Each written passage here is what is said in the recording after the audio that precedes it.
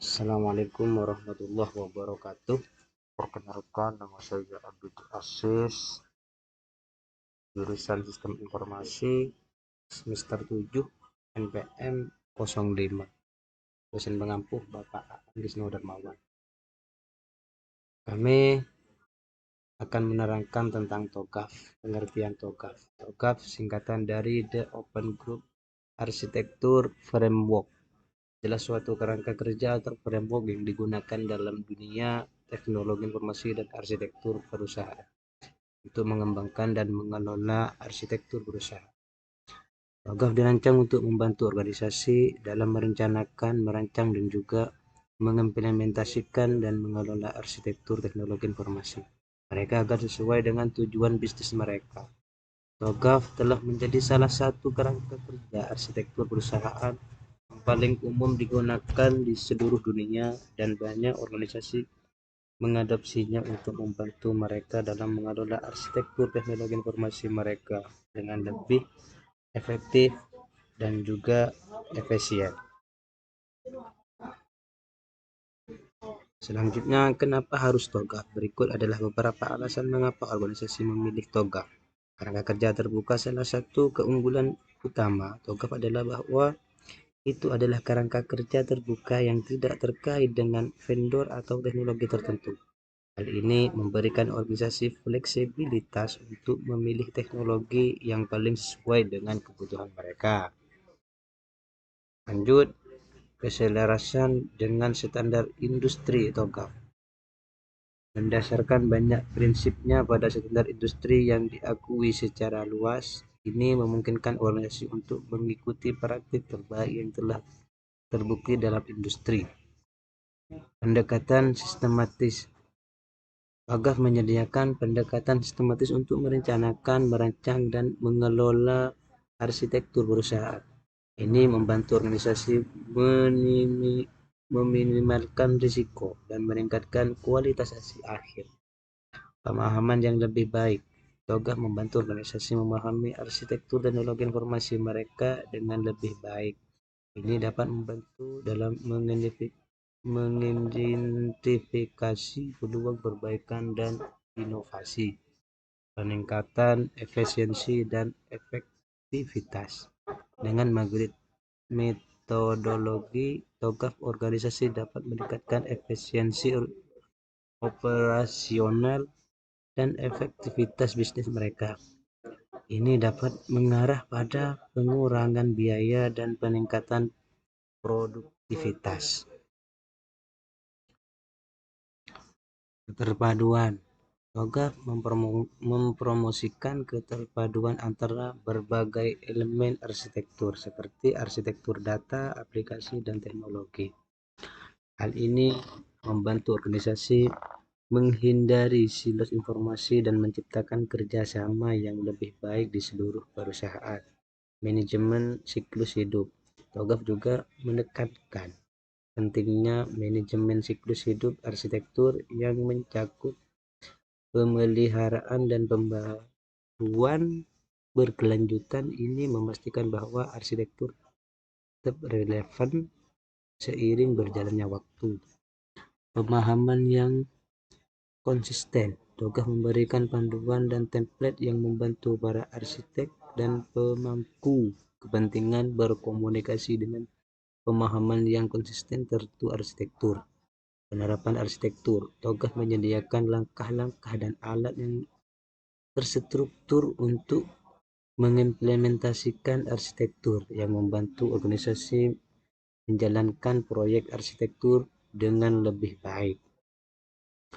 Peningkatan manajemen risiko. TOGAF membantu organisasi mengidentifikasi, mengukur, dan mengelola risiko terkait dengan arsitektur teknologi informasi mereka. Ini membantu dalam menghindari masalah yang diinginkan dan mengoptimalkan pengambilan keputusan.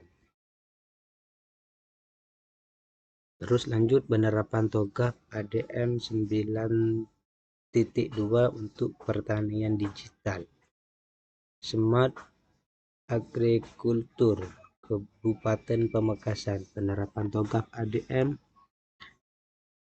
9.2 untuk pertanian digital. Di Kabupaten Pamekasan merupakan suatu pendekatan sistematis untuk merancang dan mengelola arsitektur teknologi informasi yang mendukung transformasi pertanian ke dalam era digital. Berikut adalah tahap-tahapan dalam menerapkan TOGAF ADM 9.2 untuk kasus ini. 1. Tahap preliminary persiapan. Identifikasi pemangku kepentingan termasuk petani, pemerintah daerah, lembaga penelitian pertanian, dan pihak swasta. Menetapkan visi dan tujuan pertanian digital untuk Kabupaten Pamekasan. Menilai sumber daya yang diperlukan, termasuk anggaran, personel, dan infrastruktur. 2. Tahap phase A, visi arsitektur. Membantu tim arsitek dan pemangku kepentingan untuk mengidentifikasi masalah, peluang, dan tujuan pertanian digital. Mengembangkan visi arsitektur yang mencakup pandangan jangka panjang tentang bagaimana pertanian digital akan mengubah Kabupaten Pamekasan. Mengidentifikasi pemangku kepentingan utama dan kebutuhan mereka. 4. Tahap phase C, arsitektur data. Mengevaluasi data yang diperlukan untuk mendukung pertanian digital, termasuk data cuaca, data tanah, data panen, dan data pasar. Mengidentifikasi kebutuhan integrasi data antara berbagai sistem dan sumber data.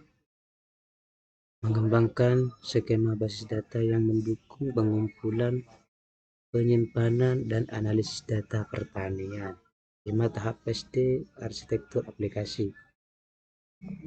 Identifikasi aplikasi dan sistem yang diperlukan untuk mendukung pertanian digital seperti aplikasi pemantauan pertanian, perencanaan, penjadwalan panen, dan aplikasi analitik. Dan juga membuat rencana pengembangan aplikasi dan integrasi sistem. 6. TPSD, arsitektur teknologi. Identifikasi infrastruktur teknologi yang diperlukan termasuk jaringan server dan perangkat keras. Pertimbangkan penggunaan teknologi cloud computing untuk mengurangi biaya dan meningkatkan skalabilitas.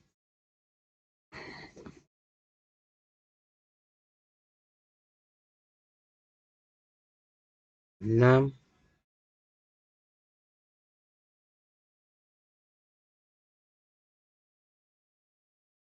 Tahap SD. Tahap phase F, implementasi dan imigrasi.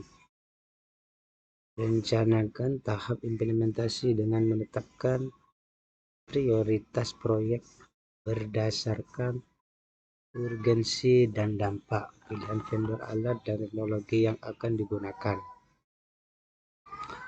Mulai mengimplementasikan solusi pertanian digital mulai dari pilot proyek hingga perluasan ke seluruh Kabupaten Pamekasan. 7. Tahap PSG, pengelolaan perubahan dan transformasi.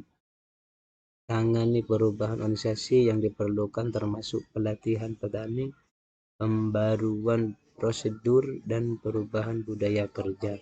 Monitor progres implementasi dan evaluasi dampaknya terhadap hasil pertanian. 8. Tahap PSH, evaluasi dan pengembangan berkelanjutan. Evaluasi kesuksesan implementasi berdasarkan metrik yang telah ditetapkan. Terus mengembangkan dan menyempurnakan arsitektur pertanian digital sesuai dengan perubahan teknologi dan kebutuhan. Sekian dari kami. Assalamualaikum.